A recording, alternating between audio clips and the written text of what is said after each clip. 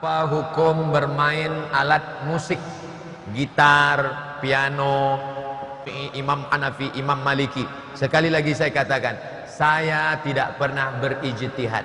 Saya menjawab sesuai jawaban para ulama. Jadi kalau marah, marahnya jangan sama saya. Udah capek saya dimarah-marahi di internet. Apa hukum alat musik? Kata Syekh Yusuf Al-Qaradawi dalam kitab Fiqhul Musiqa wal Aghani, fikih musik, kata beliau, al-ghina mithlul kalam. Musik itu sama macam cakap. Kalau baik, ya baik. Kalau tak baik, ya tak baik. Musik yang baik mana? Barakallahu lakuma wa baraka alaikuma wa jama'a bainakuma. Baik. Mana lagi lagu yang baik? Ingat mati. Orang kaya mati, orang miskin mati, orang jelek mati. Mati. Bagus. Ibu-ibu punya lagu nasyid. Bagus. Bila Israel datang memanggil, jasad terbujur. Itu boleh. Tapi kalau musiknya mengajak berzina, ngajak bunuh diri. Ada dulu lagu kalau didengarkan orang mau bunuh diri bawaannya, itu haram. Musik ngajak berzina. Mana musik ngajak berzina? Cinta Satu Malam. Haram itu. Keong kucing garong, keong racun, kabi kaci kabi gam, kut kut hotahe. Itu tak boleh dengar. Apa hukum menggunakan kamera? Kamera sama macam pisau. Kamera itu alat. Ini pisau. Pisau haram karena bisa motong leher, karena bisa motong urat nadi. Anak kecil tak boleh kasih pisau. Ma, minta pisau ma. Jangan. Ambil pisau nanti ya, kalau sudah dewasa. Kasih pisaunya kemana? Untuk orang motong kurban, dapat pahala. Bismillah, wallahu akbar. Jangan belikan anak gadget. Akhirnya anak rusak otaknya main gadget. Nanti anak saya nggak bilang saya tak sayang. Sayang bukan ngasih pisau ke anak. Video porno, game online, PlayStation. Dulu kita kalau ke rumah anak-anak salam. Salam ustadz nak, salam ulama nak, salam guru nak. Sekarang anak asik main gadget. Salam nak, dia kasih tangan. Dia pula nyuruh ustadz tuh cium, cium. Hati-hati. Sayang bukan menjerumuskan anak. Kasih mobil, dipasangnya kaca 100% gelap, dibawanya perempuan yang tak mahram, berzina dia. Kita ikut menanggungnya. Ma min mauludin illa yuladu alal fitrah. Setiap anak lahir dalam keadaan fitrah. Fa abawahu, kedua orang tuanya, yuhawidanihi, merubahnya jadi Yahudi, yunassiranihi, merubahnya jadi Nasrani, yumajjisanihi, merubahnya menjadi Majusi. Didik dia dengan baik. Nanti setelah kuliah, setelah kerja, mapan dia akan berterima kasih kepada kita, meleleh air matanya. Kalau bukan karena mama, kalau bukan karena papa, kalau bukan karena ayah, tak mungkin aku jadi seperti sekarang. Karena kalau kasih-kasih saja merusak dia. Posisi berdiri betul dalam sholat, jarak kaki kiri dan kanan bagaimana jaraknya Pak Ustadz? Sejarak bahu. Ini soft, ini ujung sajadah. Kalau ini dulu kan nggak ada sajadah Pak Ustadz. Ya dulu tak ada sajadah. Maka gimana? Tumitnya rata dengan tumit. Tumit rata dengan tumit. Nah, tumit. Tumit. Tumitnya yang rata. Adapun ujung kakinya ya tergantung kaki masing-masing. Kalau panjang ya panjang, kalau pendek ya pendek. Qadamun biqadamin, mangkibun bimangkibin. Hadis Anas bin Malik. Wa kana ahaduna, salah seorang di antara kami, yulziqu, menempelkan. Coba tengok bunyi hadisnya. Salah seorang di antara kami. Bukan Nabi nyuruh tempel, bukan. Salah seorang di antara kami ada yang menempelkan. Artinya yang nyaman ditempel. Kalau dia nyaman ditempel, tempel. Tapi ada orang yang tak nyaman ditempel. Ketika ditempel dia geli, dia geser. Kalau dia sudah geser, jangan kita tempel lagi. Nanti asik menggeser kaki aja lah. Imam dah baca ayat ghairil maghdubi alaihim waladdallin. Kita masih juga kaki. Lebarnya semana? Selebar bahu.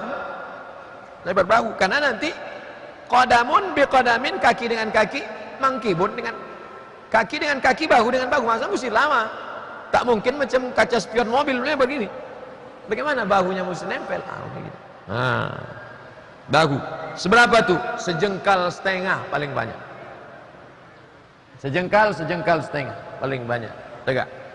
Imam melihat makmum, sawus sufuf, luruskan saf. Saya sholat di masjid yang berbeda di Riau. Salah satu masjid, apa kata imamnya? Luruskan saf, matikan HP. Pakai lagu. Suami senyum-senyum belakang. Ini yang belum pernah saya coba. Saya takut bukan makmumnya yang senyum, saya ketawa. Luruskan saf, matikan HP. Kalau masjid satu lagi lain, luruskan saf, angkat kaki celana. Tapi ada satu masjid lagi, luruskan saf, buka batu cincin. Saya tanya imamnya, kok bapak bilang begitu tadi? Karena banyak makmum yang terganggu dengan batu cincin, Pak Ustaz. Assalamualaikum warahmatullahi. Oh, ustadznya nyindir yang pakai cincinnya. Enggak, saya pakai cincin. Nah, ini tentang masalah sop, luruskan. Tegak balik. Salat sunat pada saat datang di masjid pada salat subuh. Waktu sudah sedikit lagi.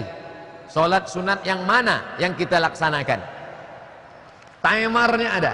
Tit, tit, tit. 2 menit, 2 menit, 2 menit, 2 menit. Salat mana yang dilaksanakan?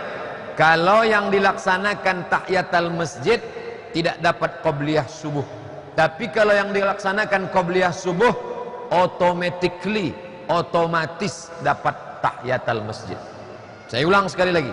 Kalau tahiyatul masjid yang dilaksanakan tidak dapat qabliyah subuh. Tapi kalau laksanakan qabliyah subuh otomatis dapat tahiyatul masjid. Tapi jangan gara-gara ini terlambat terus datang ke masjid. Jangan gara-gara ini besok ke masjid, ayo kita ke masjid. Tunggulah agak 2 menit, bisa tuh sekali dayung 2 pulau terlampaui. Kenapa Timur Tengah tak berhenti dari konflik? Terprogram. Irak banyak minyak, dibangkitkan konflik supaya dikuasai, dicaplok. Setelah itu mudah nanti mengatur yang kecil-kecil, Kuwait, Oman, Bahrain, Yaman akan dikuasai. Di obok-obok Mesir itu sudah agenda barat. Mereka menyebutnya Syarq Ausat, Syarq timur, Ausat tengah. Maka kita jaga persatuan, halal bihalal, jangan sampai ada celah. Ketika ada celah orang akan masuk ke dalam. Timur Tengah pusat Islam. Kalau sudah di sana kacau balau, di sana pangkal sungainya, maka di kita ini pun akan terikut-ikut. Maka di sana sudah terprogram. Mesir dijajah Inggris, Libya dijajah Mussolini, Itali. Aljazair dijajah Prancis. Maroko dijajah Spanyol. Dulu sudah dicaplok-caplok ini. Malaysia, Brunei, Singapura dijajah oleh Inggris. Indonesia dijajah oleh Belanda. Dari dulu sudah mereka caplok-caplok dan itu tetap sampai hari ini. Bagaimana solusi ke depannya Pak Ustadz?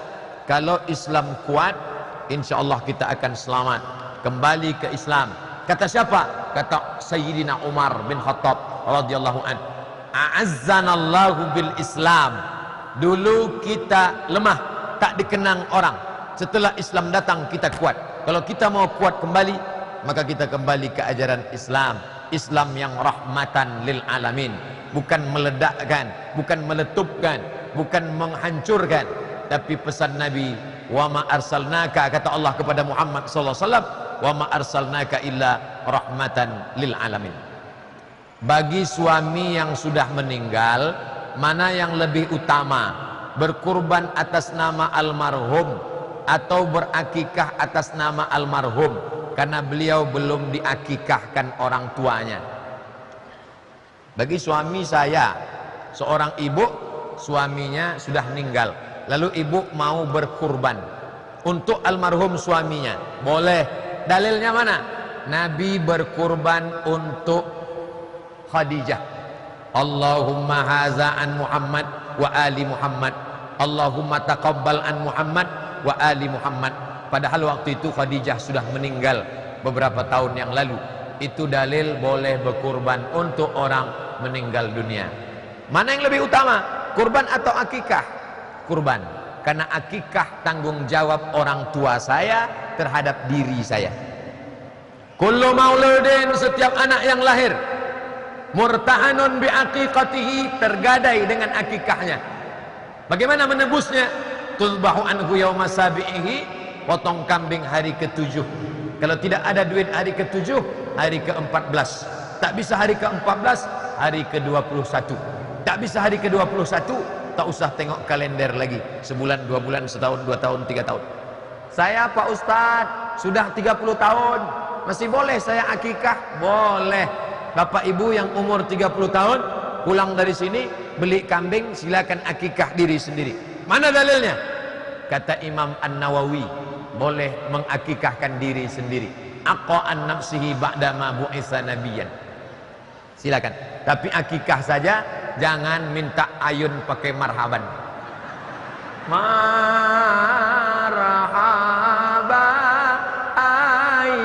ayyanun. Kita sangka yang diayun cucunya, rupanya neneknya minta ayun. Maka ibu kurban saja untuk almarhum suami, lalu kemudian bersedekah. Bagi diri saya, mana yang lebih saya utamakan, berkurban atau berakikah? Kurban. Ibu kurban untuk diri ibu. Adapun akikah itu tanggung jawab orang tua ibu untuk ibu. Tapi kalau ibu mau mengakikahkan diri ibu, 2. Ini kambing untuk kurban saya, ini kambing akikah saya. Sekarang ada duit 2 juta Pak Ustadz, beli kambing, akikahkan.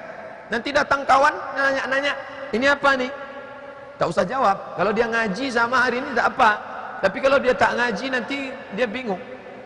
Apa nih akikah? Jangan jawab. Ini apa? Makan aja lah, Ustaz tanya-tanya. Jika kita punya usaha, dagang, permainan anak-anak, kalau masuk azan, usaha tersebut masih buka, apa hukumnya Pak Ustaz? Tidak sah jual beli, akadnya batal, azan hari Jumat.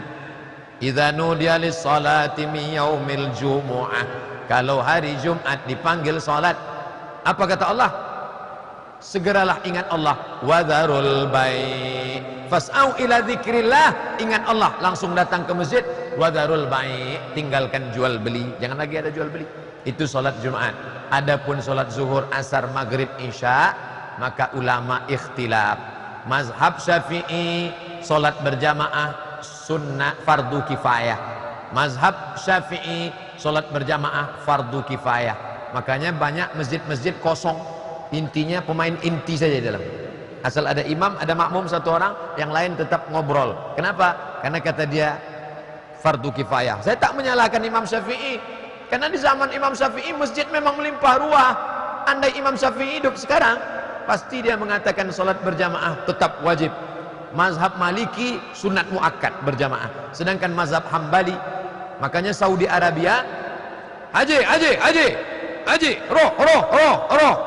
Kenapa? Waktu azan berkumandang suruh tutup toko. Karena mazhab Hambali, maka masjid tutup. Ini tentang masalah jual beli pada saat azan yang biasa.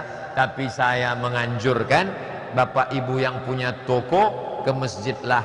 Berapalah keuntungan kita, sedangkan yang kita terima di akhirat lebih besar lagi daripada materi. Kau celupkan tanganmu ke dalam, falyanzur bima yarji, angkat ke atas. Apa yang menetes di ujung jari, itulah dunia. Apa yang tinggal di samudra yang luas, itulah akhirat. Yang kau kejar itu hanya setetes, sedangkan akhirat kau tinggalkan. Boleh jadi Allah akan balas rezeki lebih banyak setiap langkah tapak kaki datang solat berjamaah ke masjid. Ustadz, saya suka khuruj 3 hari, 40 hari, 4 bulan. Tentunya melalui musyawarah dengan istri dan anak. Berapa pengeluaran hari-hari untuk keperluan selama di rumah, untuk anak-anak? Berapakah? Apakah saya zalim meninggalkan mereka? Apakah itu nafkah batin Pak Ustadz? Wa ashiruhunna bil ma'ruf, pergaulilah mereka dengan baik. Pergauli mereka dengan baik. Bil ma'ruf diambil dari kata urf. Dasar pengambilan hukum Islam 10. Quran, hadis, ijma', qiyas, syar'u man qablana, saddu zara'i, qallu sahabi, istihsan, istishab, menurut tradisi di Kutacane, di Sidikalang, bapak dari Sidikalang, yang cocoknya berapa nafkah 1 bulan? Tak bisa standar Papua dibawa kemari, lain harganya. Berapa biasanya nafkah orang di Kutacane? Oh, biasanya 1 bulan 3 juta. Nah, kasih dia 3 juta. Ini tentang nafkah materi. Adapun nafkah batin, biologis, seksual, maka sudah diikat dalam ikatan sirat ta'liq. Jika saya meninggalkan istri saya 3 bulan lamanya berturut-turut tanpa memberikan nafkah zahir dan batin, kemudian dia melapor, itu jangan lupa, dia mengadu ke hakim, maka jatuhlah talak 1 kepadanya. Itu mengikat laki-laki. Tapi kalau dia tidak senang, kalau istrinya ridho, suamimu pergi 4 bulan, 4 tahun pun nggak apa-apa Pak Ustadz, kata dia, dia ridho, dia ikhlas. Nafkah batin tidak menjamin rumah tangga akan adem ayem. Maaf, cakap ini tak layak saya sebut, tapi mesti saya sebutkan. Kalaulah nafkah batin akan melanggengkan rumah tangga, maka PSK lebih langgeng, karena dia nafkah batin terus. Maka yang menenangkan itu apa? Seorang istri melihat suaminya pulang, air wuduknya basah, melihat suaminya baca Quran, itulah yang menenangkan. Makanya doanya, Rabbana hablana min azwajina wa dzurriyyatina qurrata a'yun, yang sejuk dipandang mata. Adinda sehat, anak-anak kita sehat, sejuk dipandang mata. Coba suami pulang celananya sobek-sobek macam Valentino Rossi, sehat Adinda? Tentu panas biji mata kita menengok. Sewaktu ibu masih hidup, saya sering marah karena menurut saya ibu saya kurang bagus bicara sama orang. Ibu saya sudah meninggal, gimana saya menghilangkan dosa saya? Ziarah ke makamnya. Adab ziarah makam yang pertama, Assalamualaikum ya ahlad diyar minal mu'minin wa inna insyaallah bikum lahiqun, yarhamullahul mustaqdimina wal mustakhirin, nas'alullah lana wa lakumul afiyah. Makanya salam ada 3. Salam yang pertama wajib dijawab, salam yang kedua tak boleh dijawab, salam yang ketiga kita tak ingin mendengar jawabannya. Salam yang pertama wajib dijawab, salam saya tadi, Assalamualaikum warahmatullahi wabarakatuh. Salam yang kedua tak boleh dijawab, salam imam waktu sholat subuh tadi, Assalamualaikum warahmatullahi, tak boleh kita jawab, Waalaikumsalam Pak Imam. Salam yang ketiga kita tak ingin mendengar jawabannya. Waktu ziarah kubur, Assalamualaikum ya ahlal kubur, Waalaikumsalam. Maka kita tetap ucapkan salam, Assalamualaikum ya ahlad diyar minal mu'minin wa inna insyaallah bikum lahiqun, yarhamullahul mustaqdimina wal mustakhirin, nas'alullah lana wa lakumul afiyah. Sendal ditenteng, sendal selop paling bagus tenteng. Tapi kalau khawatir kotor, jorok, becek, boleh dipakai, tak apa-apa, afdal. Lalu kemudian jangan menginjak. Li ayyajlisa ahadukum ala jamratin, duduk di atas bara api neraka, fatuhriqu siyabahu, terbakar kulitmu, terbakar bajumu, khairun, lebih baik daripada duduk di atas kubur. Ini banyak orang ziarah kubur, 3 kesalahan: duduk di atas kubur, nginjak kubur, dan menjadikan kubur sebagai asbak. Robah. Setelah itu bacakan ayat. Begitu kata Imam Al-Qurtubi dalam kitab At-Tazkirah. Begitu kata Imam Ibnu Qayyim Al-Jauziyah, murid Ibnu Taimiyah, dalam kitab Ar-Ruh. Bacakan ayat Quran sampai Qul huwallah 3 kali, Qul falaq sekali, Qul binas sekali, Al-Fatihah sekali. Sampai apa tidak nih Pak Ustaz? Sampai. Kata Nabi, kalau ada orang meninggal, kuburkan cepat-cepat. Pada bagian kepalanya bacakan Al-Fatihah,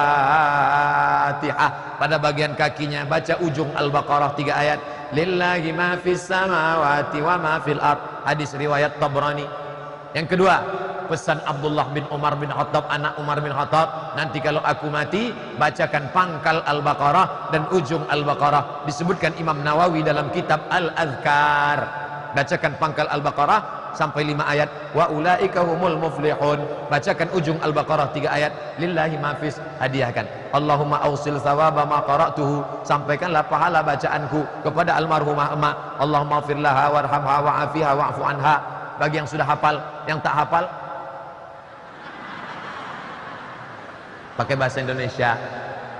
Selamatkan emakku dari azab kubur ya Allah, jauhkan dia dari azab neraka. Saya nggak bisa bahasa Arab Pak Ustadz. Berdoa pakai bahasa Arab 4 saja.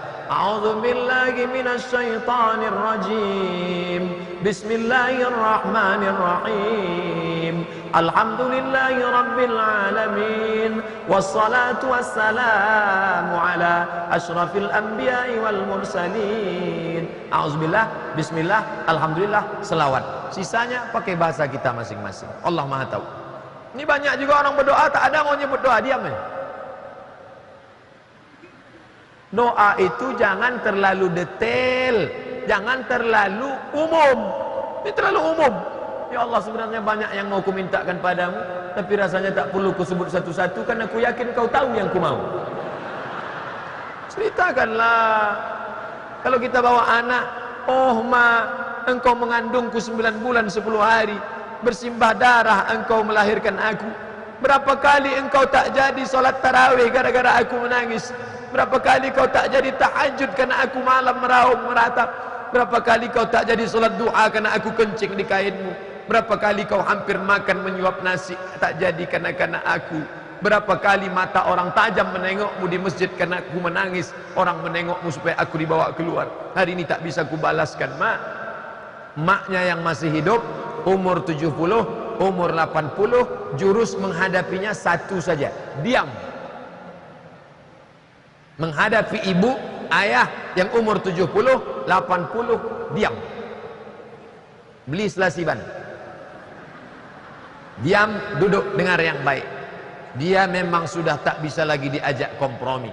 Orang tua macam Quran buruk, dibaca tak terbaca, dibuang berdosa. 9 kata. Orang tua macam Quran buruk, dibaca tak terbaca, dibuang berdosa. Tunggu-tunggu saja hilang sendiri. Jangan sampai kita cakap kasar, sumpah serapah, marah-marah. Setelah dia meninggal barulah kita menyesal. Oh, tak ada guna. Pikir dulu pendapatan, sesal kemudian tiada berguna.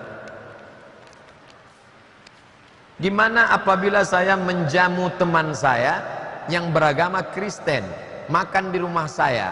Apakah piring dan gelas bekas makannya harus disamak? Tidak, karena dia bukan anjing dan babi. Tak perlu disamak. Ketika dia makan, karena kalau semua bekas gelas piring harus disamak, maka kita semua sudah berdosa. Karena setiap rumah makan itu pasti pernah disinggahi non-muslim dan mereka makan minum di situ. Bagi siapa yang mengatakan harus disamak, berarti mulai besok dia harus bawa piring sendiri, gelas sendiri dari rumah. Kredit yang diambil PNS dari bank dengan menggadaikan SK itu riba. Sekolahkan SK, pinjam 100 juta, bayar 110, riba. Uang dengan uang, riba. Ustadz Somad ngomong riba karena tidak PNS. Saya PNS. Ada SK saya di rumah. Sejak lulus sampai sekarang tak pernah saya pakai untuk minjam. Ustadz banyak duit, tak ada duit. Lebih baik kita hidup bersahaja daripada nampak kaya karena riba. Jika riba, apakah PNS suruh menjual asetnya untuk melunasi kreditnya? Apa yang bisa dijual, jual. Tak ada lagi yang bisa dijual Pak Ustadz. Tinggal satu-satunya, harga diri. Jangan jual harga diri. Jangan. Lunasi semampunya. La yukallifullahu nafsan illa wus'aha. Habis itu maka jangan lagi pinjam. Hidup bersahaja. Dipeturutkan hawa nafsu tak pernah cukup. Lau kana libni adam wadiyan min zahab. Ini bukit. Ada satu lembah. Seandainya satu lembah itu emas semua, tak akan pernah mengenyangkan perutmu. Walan tamla fahu illa turab. Sampai mulutmu disumbat tanah. Yang sudah punya satu mau dua, kebun satu mau dua, tanah satu mau dua, sampai mulutmu disumbat tanah, mati. Mulutmu disumbat tanah, barulah kau kata enough, cukup. Bolehkah suami saya menjadi imam solat saya di rumah? Tidak, karena solat di masjid. Laki-laki yang soleh solatnya di masjid. Laki-laki yang sholat di rumah, laki-laki solehah. Maghrib, isya, subuh, zuhur, asar, sholat di masjid. Kalau mau jadi imam di rumah, sholat tahajud. Nanti malam sholat tahajud, bapak ambil air, percikkan ke wajah istri. Bangun! Itu kalau nikahnya udah 20 tahun. Tapi yang pengantin baru nikah, Ustadz Muzammil Hasbullah tadi pagi baru menikah, Masya Allah. Wake up my honey, wake up my darling. Dibentangnya lah sajadah, laki-laki di depan, istri di belakang, bukan di samping, di belakang. Majulah imam, Allahu Akbar, sampai salam tak berbunyi. Loh, abang kok tak berbunyi bang? Sholat tahajud kan sama macam sholat tarawih. Mohon maaf adinda, kau tak seberuntung istri Ustadz Hasbullah, Muzammil Hasbullah. Kebetulan kau dapat imam silent.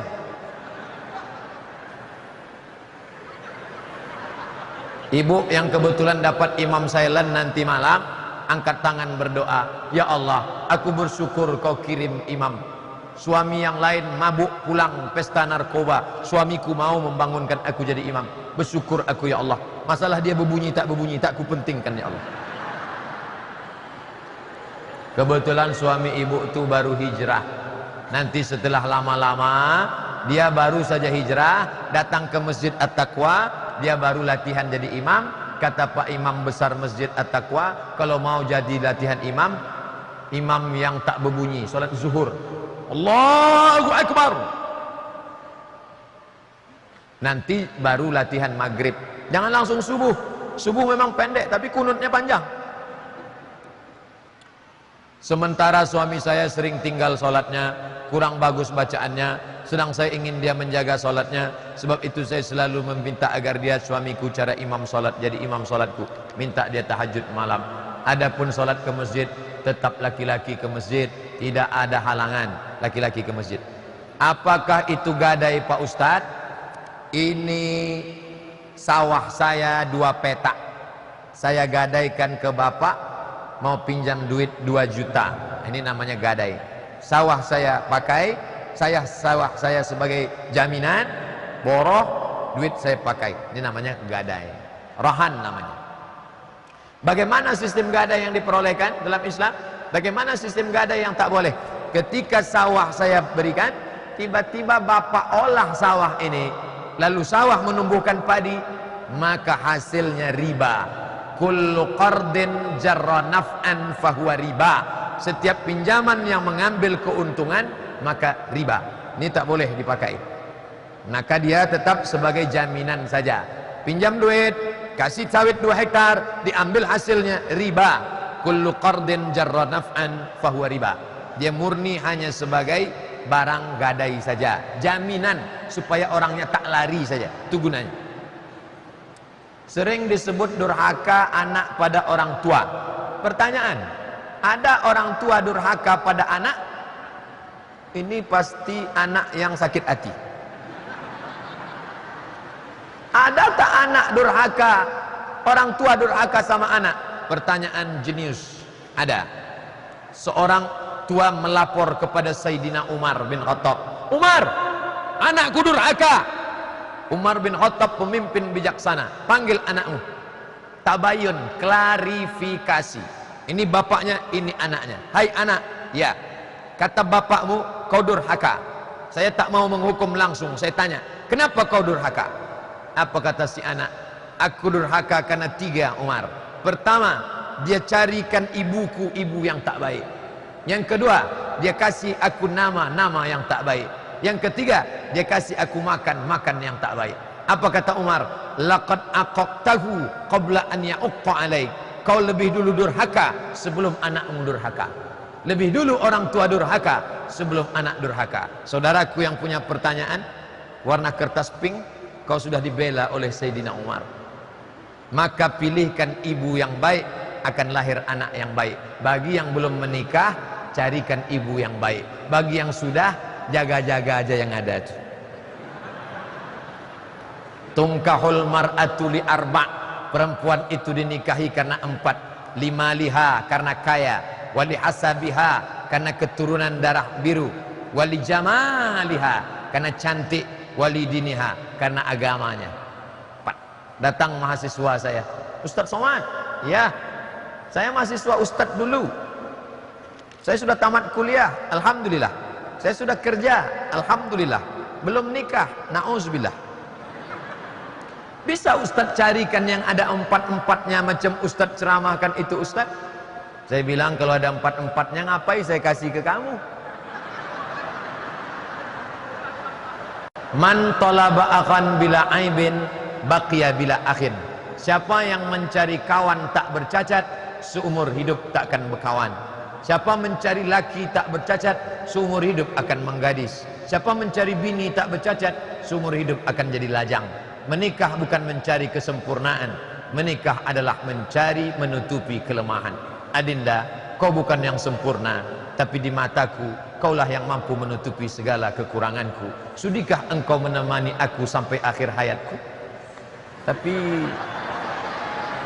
dah saya ajari yang belum menikah, yang udah apa boleh buat, tahan aja dah.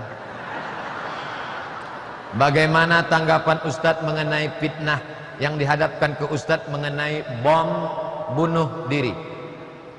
Video saya yang di-share bahwa saya dikatakan membolehkan bom bunuh diri, baca kronologisnya. Pertanyaannya, bagaimana pendapat Ustadz Somad tentang bom bunuh diri di Palestina? Itu kronologisnya. Lalu saya marah, jangan katakan bom bunuh diri, tapi katakanlah harakah istishhadiyah, gerakan mati syahid. Mereka di Palestina tak ada yang bisa menolong, mereka ledakkan dirinya. Dalilnya mana? Ketika sahabat mengelilingi Nabi pada saat perang Uhud, musuh sudah keliling pinggang, datang seorang sahabat menghunus pedangnya, masuk dia ke gerombolan musuh, diputarnya pedangnya, walaupun akhirnya dia akan mati juga, dan dia sedang melakukan penebusan dirinya, maka dia tidak disebut bom bunuh diri, tapi gerakan mati syahid. Itu bukan pendapat saya. Syekh Nasiruddin Al-Albani dari kalangan Salafi, yang banyak menghujat saya di situ Salafi, saya katakan Syekh Nasiruddin Al-Albani dari kalangan Salafi. Syekh Ibnu Utsaimin mengatakan orang yang di Palestina bukan bunuh diri, tapi gerakan mati syahid. Jadi jangan difitnah saya macam itu, seolah-olah cakap saya itu membolehkan bom panci di kampung Melayu. Itu tak betul, fitnah itu luar biasa fitnahnya. Pertanyaan saya, minta penjelasan Ustadz, apa itu Wahabi?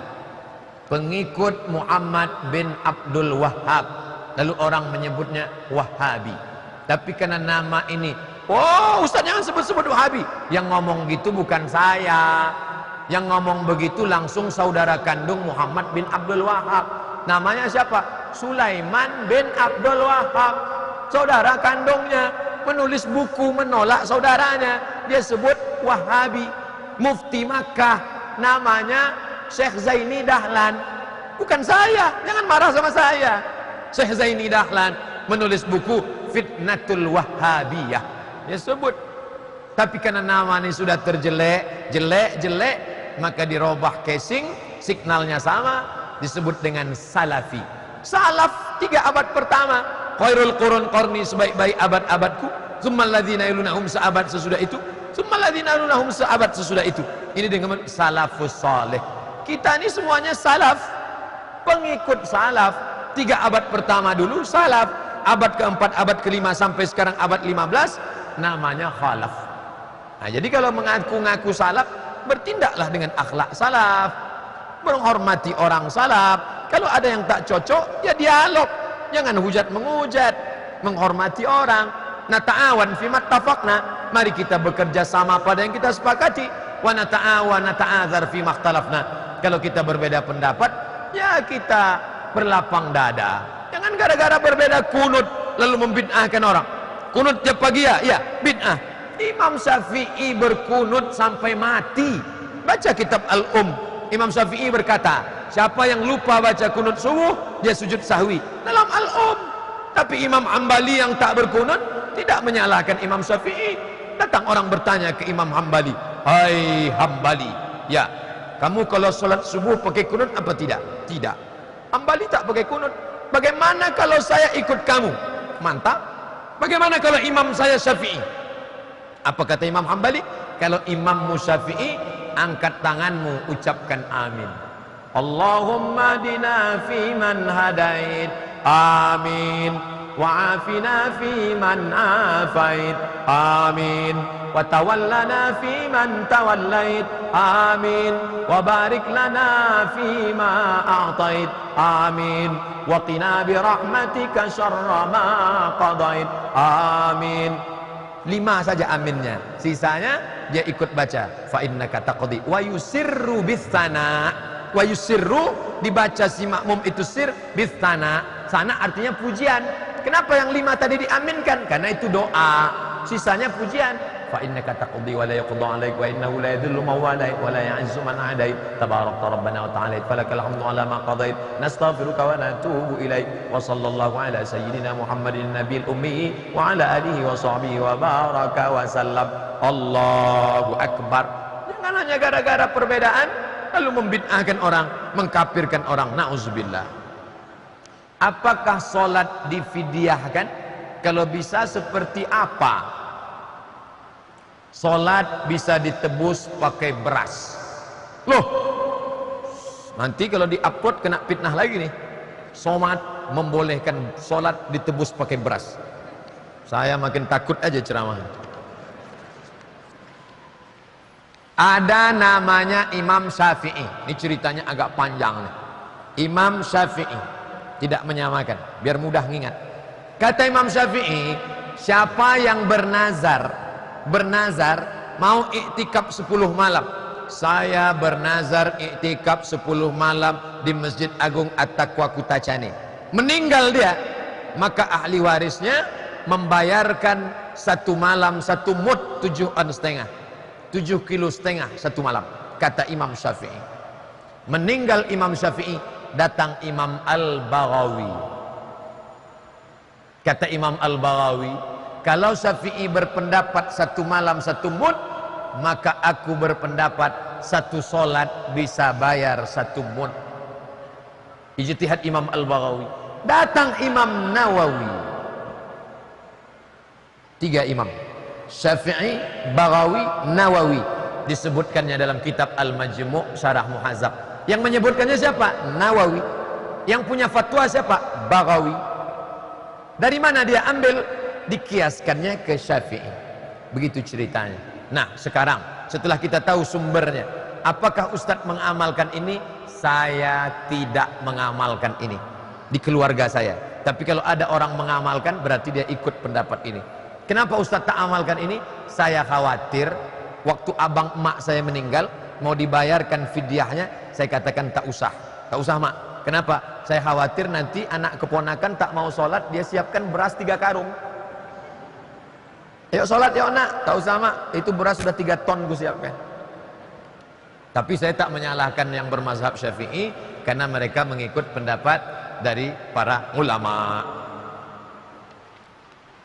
Ustadz tolong jelaskan tentang ayat Al-Quran yang berjumlah 6.666. Cara mencarinya www.google.com. Google Pak Ustadz, ya google.com. Setelah dapat Google, tulis Somad Morocco, SOMADMOROCCO spasi jumlah ayat Quran, enter. Sudah saya jawab di dalam, menurut pendapat Imam Jalaluddin Abdurrahman As-Suyuti Asy-Syafi'i dalam kitabnya Al-Itqan fi Ulumil Quran. Sekian ada di dalam. Banyak pendapat berapa jumlah ayat Al-Quran, bisa dicari di internet. Saya mau tanya, suami saya malas sholat. Sudah 2 suami ini. Buka persatuan ISM, Ikatan Suami Malas Sholat. Bersedekah dan tidak selalu dalam keadaan emosi dan marah-marah. Mohon Ustaz, apa yang bisa saya lakukan sebagai seorang istri? Saya tak berani menasihati suami, saya takut dibilang istri durhaka. Cakap ibu tak masuk, cari orang lain yang cakapnya masuk tapi lewat bisikan ibu. Siapa? Tokoh masyarakat ngomong, suami itu punya ayah, punya datuk, punya abang, punya adik, punya paman, punya pakcik. Panggil untuk menasihati dia. Kalau sudah tak masuk lagi, apa boleh buat? Summum, bukmun, umyum, fahum. Tuli, bisu, buka, buta, peka. Na'udzubillah. Ustaz, bagaimana dalam menentukan pilihan memilih jodoh? Lewat solat istikharah. Usolli sunnatal istikharah rak'ataini lillahi ta'ala, Allahu Akbar. Jernihkan pikiran. Setelah itu nampak, dia aja yang nampak. Kamu udah istikharah? Udah Pak Ustaz. Siapa yang nampak? Tiga-tiganya datang Pak Ustaz. Belum putus lagi. Terus lagi. Buang gambarnya, buang cakap-cakap orang. Beri aku, Allahumma inni astakhiruka bi qudratika. Ya Allah, aku mohon pilihanmu dengan kuasamu. Jangan sampai aku salah ya Allah. Minta kepada Allah SWT. Allah akan kirimkan signal-signal dalam hati yang tulus. Jangan sekali, jangan dua kali, banyak. Allah berjanji, walladzina jahadu fina, siapa yang bermujahadah, lanahdiyannahum subulana, kami akan tunjukkan jalan kami. Ustaz, bagaimana caranya supaya kita melaksanakan solat khusyuk?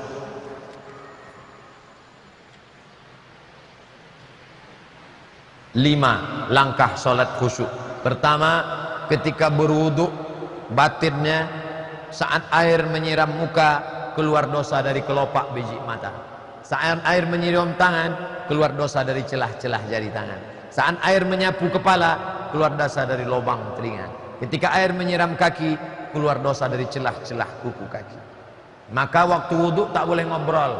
Jangan hidupkan ngobrol. Ah, itu lah, ya, kan kemarin udah aku bilang. Nah, selesai wudu, dari tempat wudu ke dalam masjid, jangan tasbih. Jangan tasbih. Tak boleh. Tasbih aja tak boleh, apalagi update status. Matikan HP. Stop tasbih. Tasbih. Datang kawan ngajak ngobrol. Gimana jadi kita? Subhanallah.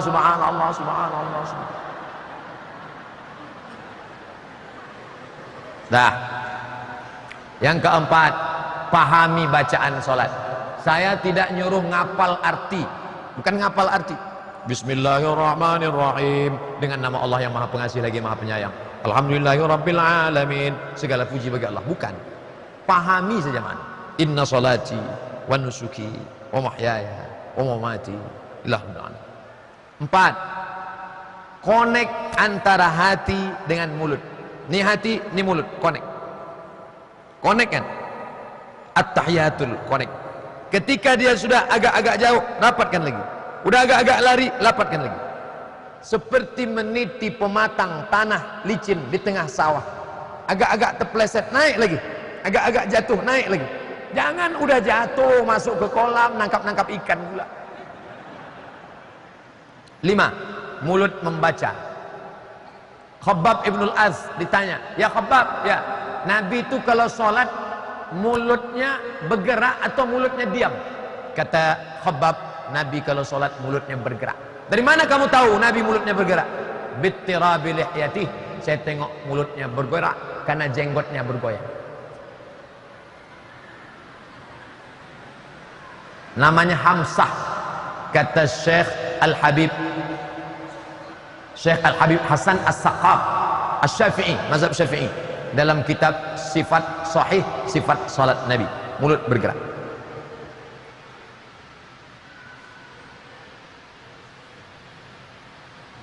Bagaimana orang tua Rasulullah di akhirat nanti? Pesan Ustadz Adi Hidayat, jangan bertanya pertanyaan yang tak menambah iman, tak menambah ilmu, tak menambah amal. Orang tua Nabi di surga atau di tempat lain itu tak ada pengaruhnya. Tapi saya tetap jawab. Saya termasuk Ustadz yang menjawab. Ada namanya Ustadz Dr. Mustafa Umar. Saya jalan dengan beliau. Orangnya lembut, tak keras cakapnya macam saya. Tapi suatu hari dia marah. Jangan tanya-tanya. Jangan tanya. Saya tanya. Dia nanya apa Pak Ustaz? Masa dia tanya Nabi Adam sama Hawa nikah, Pak Kuahnya siapa? Orang tua Nabi letaknya di mana? Orang tua Nabi masuk surga. Mana dalilnya? 5. Yang pertama, Nabi itu berasal dari tulang sumsum yang suci, tulang sulbi yang suci. Tak mungkin dia berasal dari yang haram. Muhammad anak Abdullah, anak Abdul Muttalib, anak Hashim, anak Abdi Manaf, anak Qusay, anak Kilab, keturunan Lu'ay Fihir, keturunan Adnan, cucu-cucu Ismail, anak Ibrahim alaihissalam. Nabi yang ngomong, aku dari yang suci. Dari rahim yang suci. Itu satu. Yang kedua, bahwa Nabi mengatakan, inna abi wa abaka finnar, bapakku dan bapakmu masuk neraka. Yang dimaksudnya abi di situ bukan ayahku Abdullah, tapi yang dimaksud pamanku Abu Talib. Orang Arab biasa menyebut paman dengan abi. Begitu jawaban Mufti Syekh Ali Jum'ah dalam kitab Al-Bayan lima yushghilul adhan. 4. Nabi tak diizinkan berdoa di makam. Bukan berarti kafir, karena ada 2 kasus tidak kafir. Nabi tak menyolatkan orang mati bunuh diri, padahal tak kafir. Nabi tidak ikut menyolatkan orang yang banyak utang, tidak kafir. Maka dalil mengatakan Nabi tak solat berarti kafir, batal dengan 2 ini. 4. Ayat lebih kuat. Wa ma kunna mu'azzibin hatta nab'atsa rasula. Kami tidak akan mengazab sebelum Rasul datang. Nabi Isa ajarannya sudah rusak 325. Konstantinopel membuat sebuah konsili, namanya konsili Nisea di Nisea, Turki sekarang. 325. Ajaran Muhammad SAW belum datang. Maka mereka ini disebut dengan ahlul fatrah. Allah menyelamatkan mereka, disebut dengan ahlul fatrah. Pendapat yang kelima, ada 3 orang di akhirat tidak akan masuk neraka. Mereka berdialog dengan Allah. Orang peka, orang idiot, orang yang belum datang Nabi. Peka, kenapa kau tidak sholat? Aku tak bisa belajar Islam. Kan ada ceramah. Ceramah memang ada, tapi telingaku peka. Yang kedua, orang idiot. Kenapa engkau tidak melaksanakan Islam? Akalku tak sampai. Umurku 25 tahun, tapi otakku 5 tahun, tak naik-naik. Yang ketiga, kenapa kau tak beramal? Nabi belum datang. Nabi Isa sudah diangkat, Nabi Muhammad belum datang. Aku tak tahu Islam. Ahlul fatrah. Itu pendapat yang kuat tentang ayah Nabi.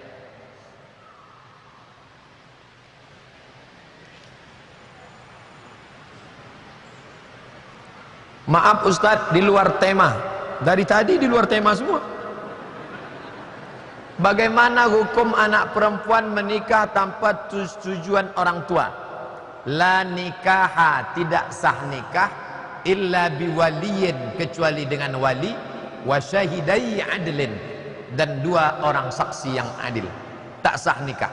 Tapi sekarang banyak berkelahi anak dengan bapak. Maka kompilasi hukum Islam Indonesia mengeluarkan formulir di pengadilan agama. Silakan anak-anak gadis yang bapaknya tak setuju diisi. Kalau bapaknya tak setuju karena matre, nanti berwali ke wali abad, dari kewalian ayah turun ke wali selanjutnya.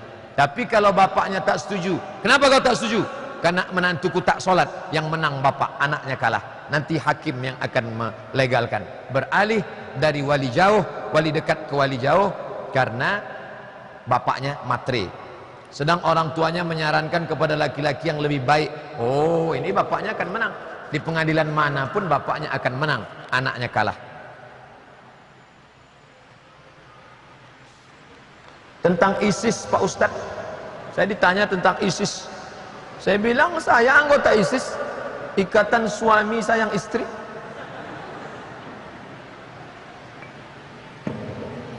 ISIS keluar disebabkan 3. Pertama, dia mengklaim bahwa khalifah itu Abu Bakar Al-Baghdadi, sedangkan Abu Bakar Siddiq orang lain yang mengangkat dia. Itu bedanya. Dia mengklaim aku khalifah, siapa yang tak membaiat aku? Sedangkan Abu Bakar Siddiq orang lain yang membaiat. Itu menunjukkan dia bukan Ahlus Sunnah wal Jamaah. 2, dia takfir, mengkafirkan semua kelompok yang tidak berada di dalamnya. Ini bukan pendapat saya, pendapat Syekh Qardawi. Yang ketiga, bahwa dicurigai ada unsur-unsur Israel, Zionis, Amerika, Uni Eropa yang masuk ke dalam. Husni Mubarak bisa tidak tumbang 32 tahun. Hafiz Al-Assad sampai sekarang, sampai anaknya Bashar Al-Assad bisa tidak tumbang. Kenapa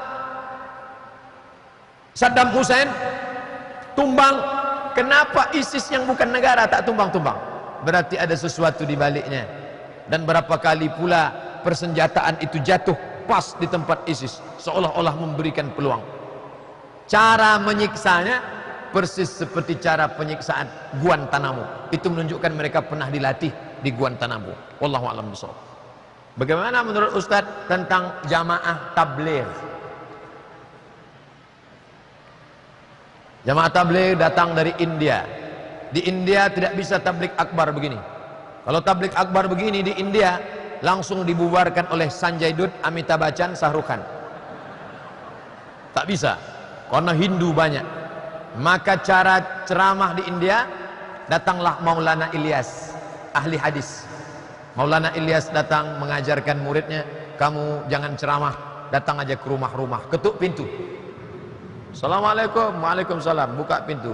Kya hal hai? Tike, aj ko data hai. Kya hal hai artinya apa kabar? Tike artinya baik. Apa kabar? Baik. Ayo kita ke masjid, yuk. Ayo kita ke masjid, rumah ke rumah. Kamu bisa keluar berapa hari? 3 hari. Ada makan anak istri di rumah? Ada. Ada jaga di rumah? Ada. Ayo. Kamu bisa berapa? Saya lebih kaya 10 hari. Ayo. Akhirnya dakwah itu pun sampai. Meninggal Maulana Ilyas, naik Maulana Zakaria Kandahlawi.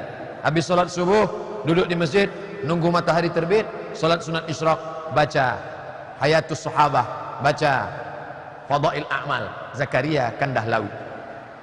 Setelah jamaah datang ke masjid, barulah diceramahi oleh Haji Abdul Somad LCMA. Makanya yang ngajak orang ke jalan Allah itu, yang ngajak orang ke jalan Allah, Abdul Somad tidak ngajak orang ke jalan Allah. Abdul Somad menceramahi orang yang sudah di rumah Allah. Yang berani mukul tato preman, preman tegap berotot pakai tato ular kobra. Datang jamaah tabligh mukul ular kobranya. Yuk ke masjid, yuk Pak. Tukang yang sedang mukul, lontang. Pak, ayo ke masjid. Pergi kau, lempar lagi mas. Yang berani mendakwahi orang di meja biliar, kalau kita tidak setuju dengan personnya, itu oknum. Maka saya tak setuju dengan dia. Jangan generalisir, pukul rata semuanya. Nah, ini menyikapi jamaah tabligh. Pendiri-pendirinya itu ada yang salah dengan akidahnya Pak Ustadz? Tidak. Mazhab fikihnya Hanafi, karena India itu Hanafi. Sedangkan akidahnya Maturidi. Masih belum keluar dari Ahlus Sunnah wal Jamaah. Definisi Ahlus Sunnah wal Jamaah 3. Dalam masalah akidah, Asy'ari, Maturidi. Dalam masalah fikih, Hanafi, Maliki, Syafi'i, Hambali. Dalam masalah tasawuf, Junaid Al-Baghdadi dan Abu Hamid Al-Ghazali. Belum keluar dari Ahlus Sunnah wal Jamaah. Apa ada dalil mengatakan setelah salam, sebelum yang membalikkan tangan kanan dan sebelah kiri membalikkan tangan kiri? Ada tak dalilnya Pak Ustadz? Assalamualaikum warahmatullahi. Assalamualaikum warahmatullahi. Saya kalau ada 4 pendapat saya sebut 4. Kalau ada 3 saya sebut 3. Masalah mengangkat ada 4 pendapat. 3 ditekuk, 1 turun ke bawah. Syafi'i diangkat pada lafaz Allah. At-tahiyatul mubarakatus salawatut thayyibatulillah. Assalamualaikum ayuhan nabi wa rahmatullahi wabarakatuh. Assalamualaikum wa ala ibadillah salihin. Asyhadu an la ilaha illallah. Itu Syafi'i, sekali angkat. Kalau Hanafi angkat sekali, turun sekali.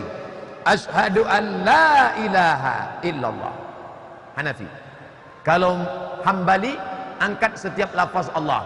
At-tahiyatul mubarakatuh salawatut thayyibatulillah. Assalamualaikum ayuhan nabi wa rahmatullah. Assalamualaikum wa ala ibadillah. Asyhadu an la ilaha illallah. Kalau Maliki dari awal sampai akhir bergerak. At-tahiyatul mubarakatuh salawatut thayyibatulillah. Assalamualaikum. 4 pendapat. Mengenai letak tangan 6 pendapat. Pertama, mazhab Hanafi dan Hambali di bawah pusat. Allahu Akbar. Maliki versi 1 di atas pusat. Allahu Akbar. Maliki versi 2 lepas ke bawah. Allahu Akbar. Syafi'i versi 1 di antara pusat dan dada. Allahu Akbar. Syafi'i versi 2 di atas jantung.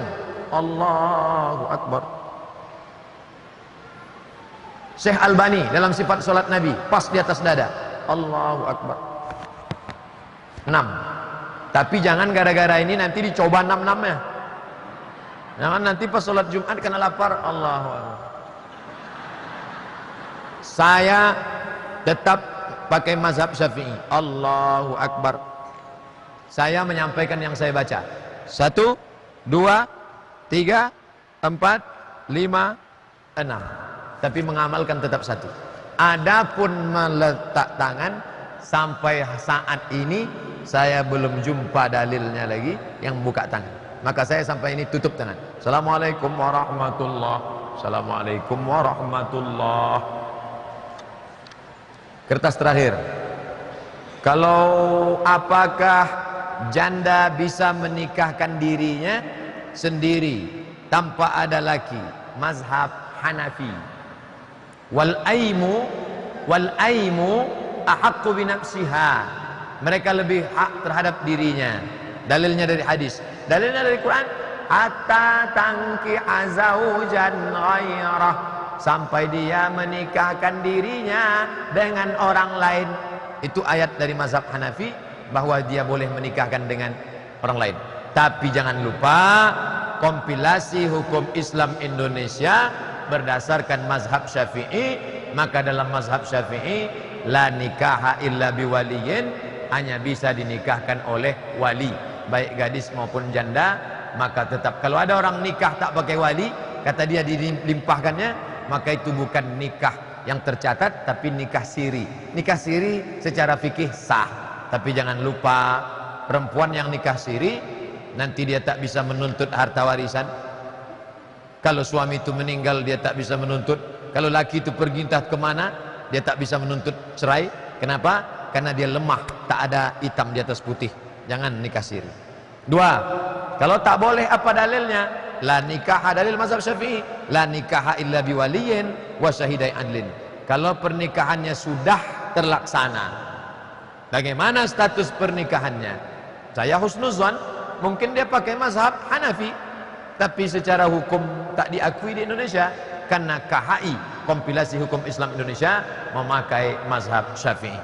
Wallahu a'lam bishawab. Terima kasih segala perhatian. Mohon maaf zahir dan batin. Minal aidin wal faizin. Taqabbalallahu minna minkum taqabbal ya karim. Dimulai 9:30, selesai 11:30. Setengah jam, 1 jam tanya jawab, 1 jam ceramah. Macam ada saja yang menyusunnya pas 2 jam. Terima kasih. Wassalamualaikum warahmatullahi wabarakatuh.